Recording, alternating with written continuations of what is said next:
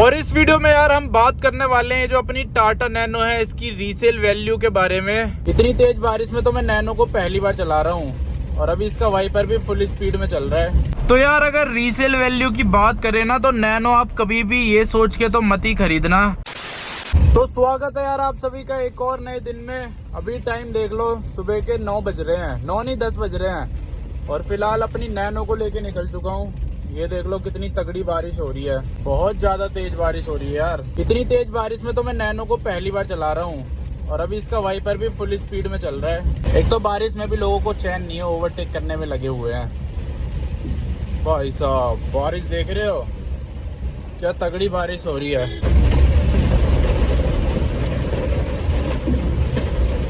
कैमरे में तो इतनी दिख ही नहीं रही है बारिश, रियल में बहुत ज्यादा दिख रही है। कैमरे में तो लग रहा है बारिश हो ही नहीं रही है, थोड़ा थोड़ा तो दिख रहा होगा कैमरे में भी, पर ऐसे में ज्यादा दिख रहा है। सही हुआ मैं लेके आ गया आज नैनो को।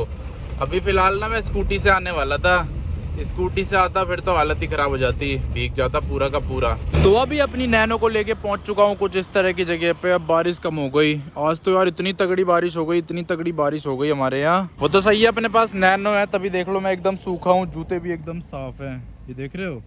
वरना तो अभी हालत खराब हो जाती है स्कूटी में, पूरे एक तो कीचड़ कीचड़ हो जाता, कपड़े गीले हो जाते, जूते तो बहुत गंदे हो जाते। ये देखो कितने ब्रांड न्यू लग रहे हैं, एकदम साफ सुथरे। आज तो नैनो का कलर और मेरा कलर मैच कर रहा है। इसका भी थोड़ा येलो येलो सा कलर है, वैसे इस कलर का नाम है शैम्पेन गोल्ड, और मेरा भी थोड़ा ऐसा सही कलर है, जूते का भी, शर्ट का भी और पजामे का भी। पर यार गाड़ी मस्त लगती है देखने में भी, ये देखो क्या मस्त लग रही है।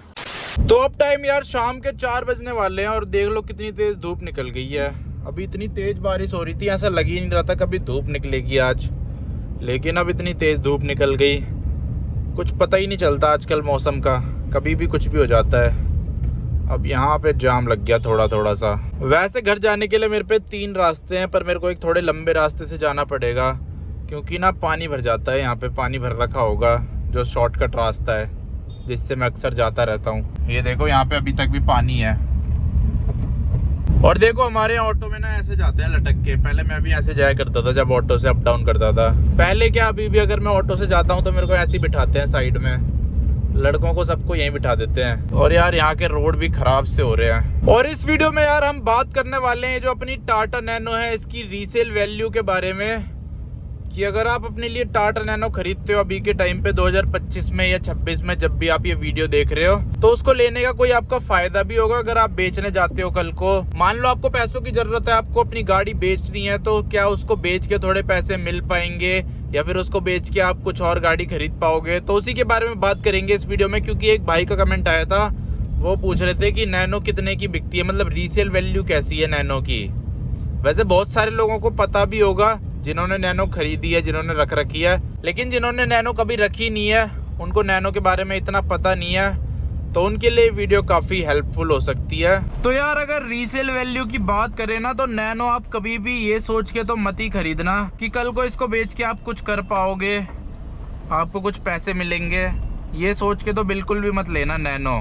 कभी भी नैनो खरीदो ना तो हमेशा ये सोच के लेनी चाहिए कि बस खरीद ली, इसके बाद हो सकता है कबाड़े में देनी पड़े, स्क्रैप करवानी पड़े। 90% चांस यही होते हैं वैसे देखा जाए तो, क्योंकि सेकंड हैंड नैनो के कोई रेट ही नहीं है। इतने में तो इंसान स्क्रैप करवा लेगा जितने में लोग खरीदते हैं सेकंड हैंड नैनो, और मेरे हिसाब से स्क्रैप कराना ही ज़्यादा बढ़िया ऑप्शन है। एक तो ये ग्रामीण सेवा वाले कहीं भी रुक जाते हैं बेवकूफ़। हाँ तो मैं बोल रहा था, मान लो अगर आपकी नैनो स्क्रैप में जा रही है 30,000 रुपये में और वहीं कोई कस्टमर उसके 35,000 दे रहा है, तो मेरे हिसाब से स्क्रैप कराना ना ज़्यादा बढ़िया है। अपना स्क्रैप कराओ, फालतू का झंझट ही खत्म बार्गेनिंग का। तो आपको वो और बता देता हूँ नैनो की रीसेल वैल्यू कितनी है। स्टार्ट करते हैं पहले 2009, 10, 11 मॉडल की। तो अगर आपके पास ये वाले मॉडल की नैनो है, इस मॉडल की नैनो की जो रीसेल वैल्यू चल रही है ना अभी के टाइम पे, वो चल रही है लगभग 35,000 रुपये, 30-35,000 रुपये। 12 मॉडल की भी इतनी है, 12 मॉडल की भी इतनी ज़्यादा रीसेल वैल्यू नहीं है। और अगर हम बात करें 13-14 मॉडल की, तो उनके ऐसे मिलेंगे आपको 50,000 रुपये के आसपास, 50-60,000 रुपये। 14 मॉडल के कभी कभी आपको 70,000 भी मिल सकते हैं अगर आपके पास XT वाला मॉडल है, क्योंकि 14 में सिर्फ टॉप मॉडल में पावर स्टीयरिंग वगैरह आया था ना, बेस मॉडल में नहीं आता था। इस रोड पे यार जाम रहता है, पर ये कि चलता फिरता जाम रहता है, ऐसा खतरनाक वाला जाम नहीं रहता। एक तो कट है ना बहुत सारे, ऊपर से कंस्ट्रक्शन चल रहा है यहाँ पे दिल्ली मेट्रो का, बहुत सारे रीजंस की वजह से यहाँ जाम रहता है। और अगर आप 2015 मॉडल खरीदते हो, 16 मॉडल खरीदते हो, 17 मॉडल खरीदते हो, लास्ट नैनो मेरे हिसाब से 2018-17 तक की आई थी। मैक्सिमम जो आपको मार्केट में सबसे लेटेस्ट मॉडल मिलेगा ना नैनो का, वो 2018 का मिलेगा। 19 का भी मिल सकता है, पर मेनली तो 18-17 तक ही मिलता है। यहाँ का ना रोड भी थोड़ा पतला सा है, इसलिए थोड़ा देख के चलानी पड़ती है।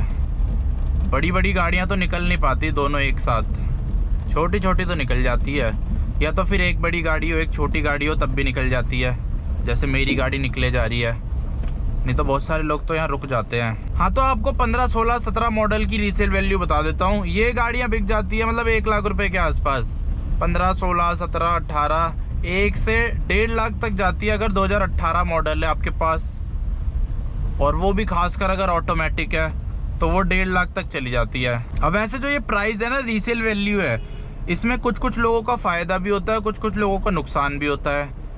अब जैसे मेरे जैसे लोग हैं जिनको ख़रीदनी है कार, उनका तो फ़ायदा है, उनको सस्ते में गाड़ी मिल जाती है। मान लो ऑटोमेटिक भी लेनी है तो 1.5 लाख में, और किसी कंपनी की आपको ऑटोमेटिक नहीं मिलेगी, लेकिन नैनो में आपको ऑटोमेटिक मिल जाएगा।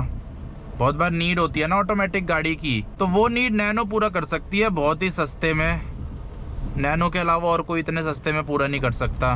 देखो यहाँ पे अब 2 बड़ी गाड़ियाँ आ गई, इसीलिए अटक गई दोनों की दोनों, पर अपनी नैनो तो निकल ही जाती है। नैनो का ना एक फ़ायदा ये भी रहता है, अब जैसे मेरे सामने वरना चल रही है, अब जहाँ से ये निकलेगी मेरे को पता है नैनो तो 100% निकल ही जाएगी, क्योंकि नैनो से तो चौड़ी ही होगी ये। जब ये निकल रही है तो नैनो तो फिर निकलेगी ही निकलेगी, इसीलिए थोड़ी मेहनत भी कम करनी पड़ती है फिर।